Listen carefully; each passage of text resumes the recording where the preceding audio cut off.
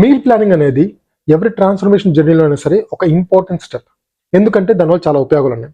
అందులో ఫస్ట్ది వచ్చేసరికి it saves your time. So మీకు కానీ ఈ వారం అంతా ఏం తినాలో మీకు ముందే తెలిస్తే కనుక మీరు బ్యాచ్ కుకింగ్ చేసేసుకోవచ్చు. అలా బ్యాచ్ కుకింగ్ చేసినందువల్ల మీరు కిచెన్లో తక్కువ టైం స్పెండ్ చేస్తారు. దాంతోపాటు రోజు బ్రేక్ఫాస్ట్కి ఏం తినాలి, లంచ్కి ఏం తినాలి అని ఆలోచిస్తూ ఉంటారు. ఈ ఆలోచన అంతా దేనికి? Just for cooking your food.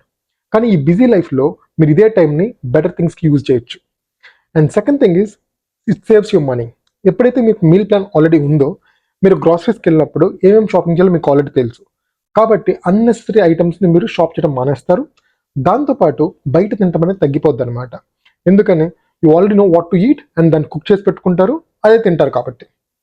Third thing వచ్చేసరికి it reduces your food wastage. మీకు కావాల్సినంత మీరు వండుకుంటారు కాబట్టి అన్నెసరీగా ఏం మిగిలిపోదు అండ్ అది మొత్తం కంప్లీట్ చేస్తారు.